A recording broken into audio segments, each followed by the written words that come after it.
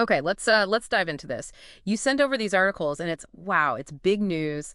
Feels like the end of a chapter we've all been following for what, years now? Definitely. A huge moment. Yeah. A major artist, making this massive move, finally getting full control over her work after such a public fight. Yeah, exactly. So we're looking at reports from the New York Times, USA Today, The Guardian, all just out in the last day or two, May 30th, 31st, 2025. That's right.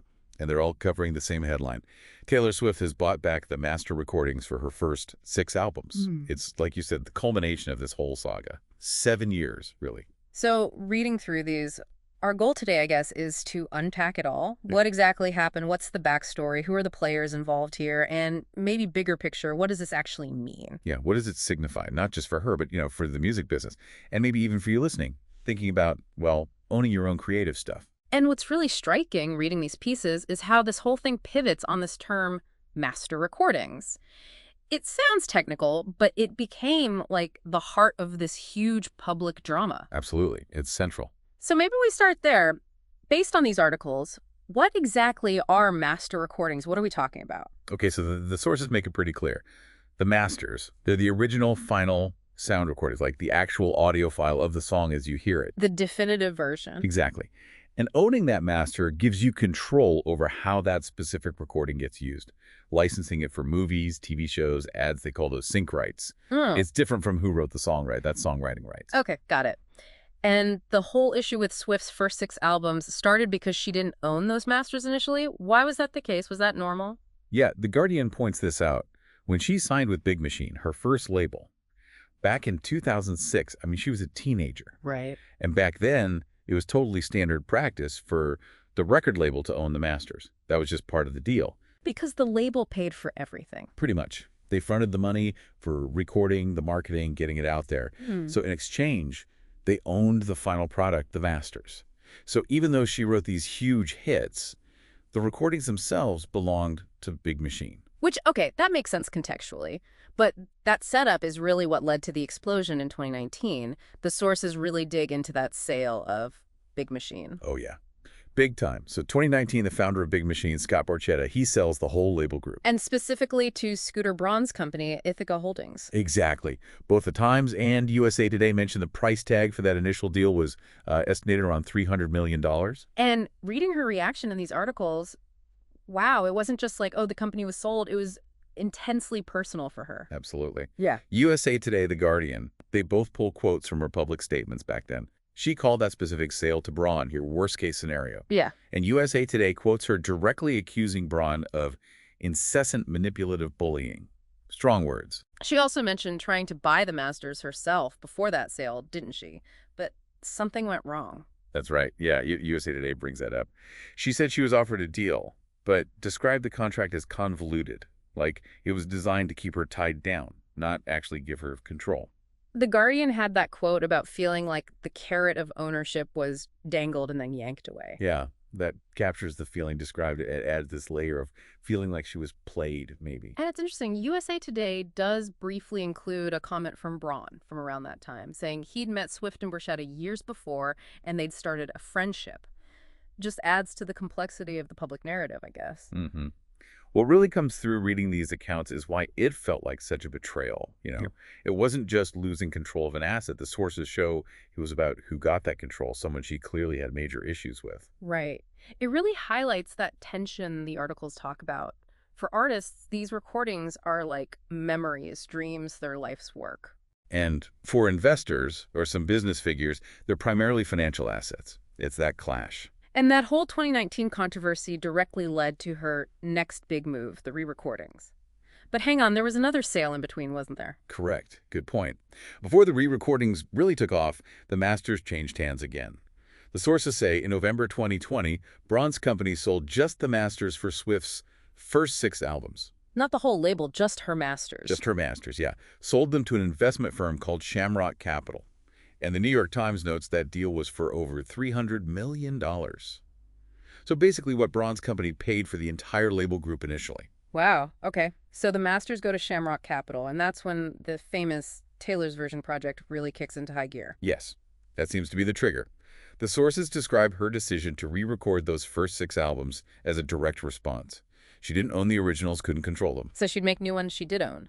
Exactly. USA Today and The Guardian lay out her motivation pretty clearly. 1, regain control by creating new masters she owned outright, and 2, crucially, to try and devalue the original masters that Shamrock now owned. Make her versions the ones people listen to and license. Which is just such a bold move. Re-recording 6 whole albums, huge undertaking. Monumental. And The Guardian explains how she did it right, branding them very clearly, Taylor's version. And adding the from the vault tracks. Yes. Those previously unreleased songs from the original sessions, Yeah. that was smart. It made the new versions distinct, gave fans extra value, something new to get excited about beyond just a re-recording. And did it work? I mean, the success was pretty undeniable. Oh, absolutely undeniable. Between 2021 and 2023, she drops 4 of them. Fearless, Red, Speak Now, 1989, all Taylor's versions. And the sources are unanimous, massive commercial success, breaking chart records left and right. The Guardian had that amazing stat about 1989 Taylor's version in the UK. Yeah. Selling more, screaming more in its first week than the original 1989 did back in 2014. That's not just replacing the old one. That's actually outperforming it. Incredible. And legally, she could do this because, okay, she didn't own the sound recordings, the masters, But she owned the songs themselves. as the songwriter. Right. The Guardian really emphasizes this. As the principal songwriter, she had the rights to the compositions, the lyrics, and melodies. That allowed her to legally create new recordings of those songs. Plus, she could potentially block the use of the old masters. In many cases, yeah. She still had influence over licensing approvals as the songwriter. The Guardian gives that recent example, her re-recorded version of Look What You Made Me Do, from Reputation, the Taylor's version, being used in The Handmaid's Tale, not the original. So that shows the strategy working, making her new versions the ones that get used for syncs. Exactly. Devaluing the sync potential of those original masters owned by Shamrock. It's interesting, though, reading these reports, that before this latest news broke, 2 albums were still missing from the re-recording project. Reputation from 2017 and her very first album, the debut from 2006. That's right. The Guardian notes that. And Swift has actually talked quite openly, especially about why Reputation TV hadn't happened yet. What did she say? Well, she's quoted saying she felt the original couldn't be improved upon.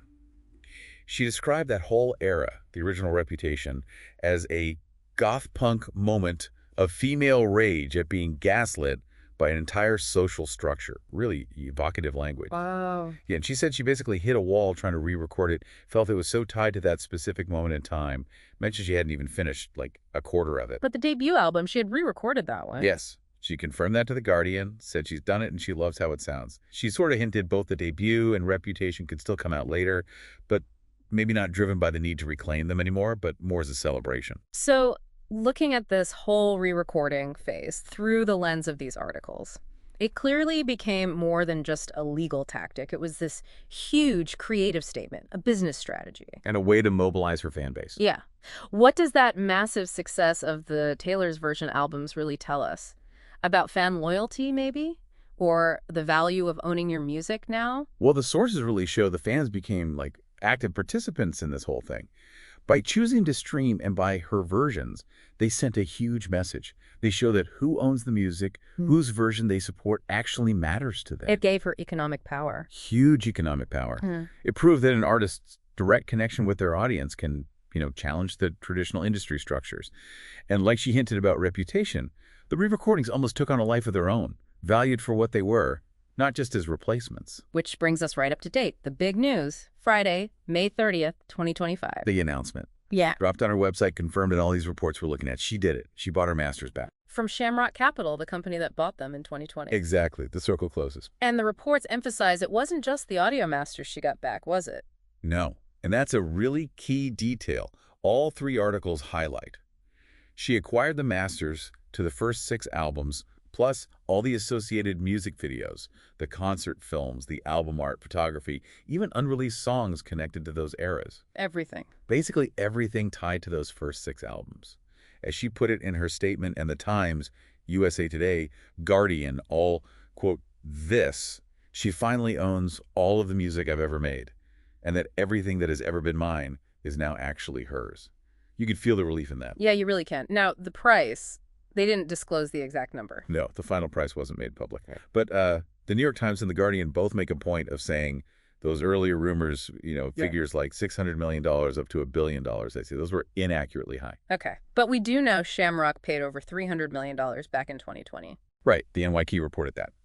So the final price she paid is likely somewhere north of that $300 million, maybe significantly north given the success of the re-recordings and the Eras tour, but probably not those wild billion-dollar figures that were floating around. And reading her statement, she had very different words for Shamrock Capital compared to her comments back in 2019 about the Braun deal. Night and day. That difference is really striking. The Guardian quotes her thanking Shamrock, calling them the first people to ever offer this. She described dealing with them as honest, fair, and respectful. She felt they saw the value beyond just money. That's the sense you get. She said she felt they saw it as her memories and decades of dreams. It really underscores, based on her accounts in these articles, that how these deals are handled, the relationships involved, it matters hugely. It's not just about the bottom line for the artist. She also made sure to credit her fans, didn't she? And the Eras tour. Yes, both the NYT and the Guardian mentioned that specifically. She thanked her fans directly, saying their support helped make this happen. And the New York Times report explicitly connects the dots. The phenomenal financial success of the Eras tour gave her the resources, the leverage, to actually make this purchase possible. So when you put it all together, this final buyback, Hmm. what does it really signify? It feels like the complete fulfillment of that goal she's talked about for years. Total control, total autonomy. It absolutely feels like that. The ultimate win in this long fight. And her contrast to the quotes, about Shamrock versus the earlier situation, they really illuminate the human side of these huge deals, the difference between feeling respected and feeling, well, manipulated or exploited. And the fact she credits the tour, credits the fans, it shows how she built her own power base outside the traditional system to achieve this. Exactly. Her cultural capital and fan loyalty translated directly into economic leverage. That's a powerful story in itself. Okay, let's zoom out a bit. Because these articles also touch on what this means beyond just Taylor Swift, for the music industry as a whole. They do. The Guardian notes, first off, she now controls her entire catalog. First time ever in her career. That's huge for any artist. And she said this whole thing has, sparked conversations again about artist rights. Yeah. USA Today and The Guardian both quote her saying it's reignited those crucial talks about ownership, about fairness in contracts. It's not just talk, right? The sources mentioned she's actually seen real change happen because of her fight. This is maybe the biggest takeaway for the industry, yeah. USA Today and The Guardian share this really powerful quote from her. She says, new artists coming up now are negotiating to own their masters in their first deals, specifically because they saw what she went through. Wow. So her very public battle directly influenced how new artists approach their careers from day one. Seems like it. As she put it, every single bit of it counted and ended us up here. It shows a direct link between her personal struggle and a potential shift, however small or large, in industry norms for others. So, okay, let's bring it back to you listening to this. Why should you care about this? Why does reading these reports, understanding this fairly complex music business battle, why does it matter beyond just following a celebrity story? Well, I think it matters because, as Swift herself kind of pointed out, the fans did care. They got invested in this seemingly industry-centric topic. And these sources, they really lay out a compelling case study of creative ownership. It's not abstract. It has real-world impact on how art is treated, how it's valued, who controls its destiny. And this resolution, it shows something about power dynamics changing. I think so, yeah. It highlights how artists, especially those with significant cultural clout and a direct line to their audience, can challenge the old ways of doing things. It offers a kind of blueprint, maybe, for other creators who want that same level of control over their work. It's about agency. It really has been quite a journey looking back through these reports. From signing that standard deal as a kid, not owning her masters, Through that really controversial 2019 sale that just lit a fire. sparking this massive fan-fueled re-recording project, which was a strategy in itself. To finally, now, using all that leverage she built to buy back the originals, the whole package. Yeah, a real saga. Persistence, clever strategy with her rights, and definitely harnessing fan power. It reshaped her own career path, and it seems maybe nudged the industry a bit too. Absolutely. A landmark case, really. So here's the final thought, maybe something for you to chew on after hearing all this. Now that Taylor Swift owns both sets, the original masters and her incredibly successful, culturally resonant Taylor's version re-recordings, What does that even mean? Right, it raises fascinating questions like, what's the real version now? How does she manage having both? What's the value of the original versus the reclaimed art? And what does this whole 7-year fight ultimately teach us about the value artists place on controlling their own narrative, their own work in this digital age? Not just superstars, but anyone pouring their heart into creating something. Lots to think about there.